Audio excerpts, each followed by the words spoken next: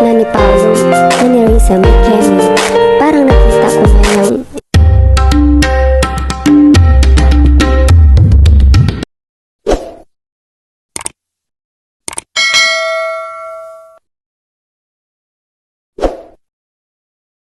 September 28, ipinakilala na sa publiko ang bagong ambasador ng Welltech na ginanap sa Glorieta Activity Center. Tinanong naman ng ang aktor ng host na si Gretchen Ho kung gaano ka-special si Kim i-compare sa ibang love team. Sagot naman ni Paolo, very bubbly siya, she's a star. Kasabay ng pagsabi ng aktor na she's a star, nagplay naman ang kanta ni Kim na Mr. Right. Makita na kinilig ng aktor at pati na ang host. Tuduhihawan naman mula sa mga audience. Chika naman netizens, bet ko yung on the spot tanong, very authentic na sagot ni Papi. Getting there, wala pag-amin pero walang sign ng pag-deny. Siguro mahinhintay lang talaga sila. Ika nga, when the heart is full, the mouth cannot talk. Kinilig din si Pao, grabe kilig mo Pao, pinapawisan ka, hindi man maitago ang kilig.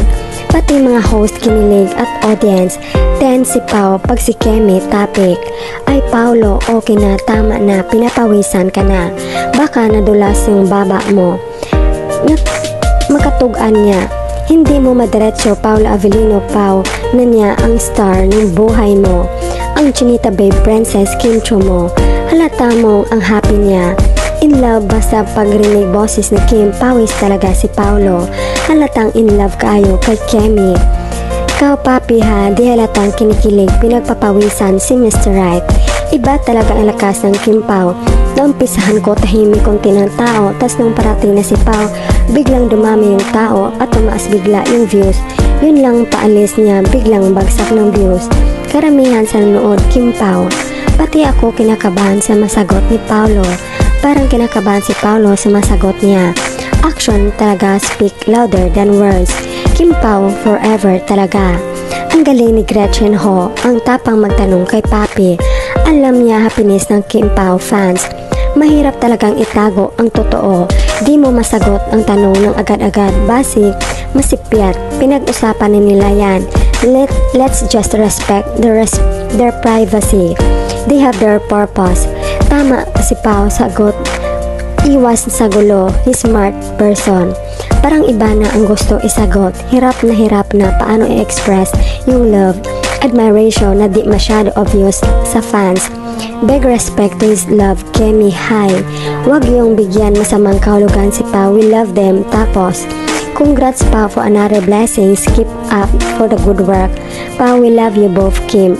And pauwi, pray for more success to your career. Grabe, napapatalon ako sa kilig at tuwa. Wow Papi, yes. Wow Papi ha, di mawala mention si wifey talaga. Talagang love na love mo talaga boss wifey mo. Ang sarap pakinggan, Kim Chu, love you Kim Pao. She's a star, iba din pag si Kemi ang topic ng interview ng host. Pinagpapawisan ng matindi si Papi is si Daddy Paolo Avellino. Kemi parang same kayo. So, pagkiligin pag pinag-usapan ang isa't isa. Basta Pao, ano pa yan sasabihin mo, alam namin gaano nyo kamahal ang isa't isa.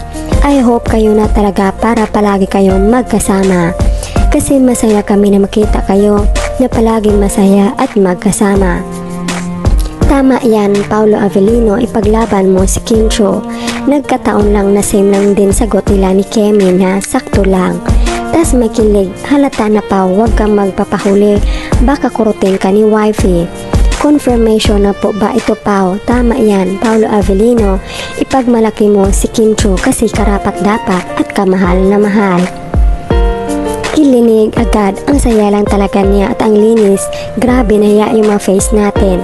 Nakakuha na ni Pao yung mannerism ni Kemi, parang nakita ko na yung expression Pao, nahawa ka na kay Chinita.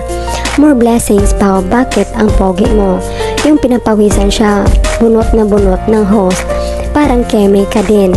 Prepare din kilig siguro si Pao. Nako ha, obvious na yan, Kim Pao din sila eh.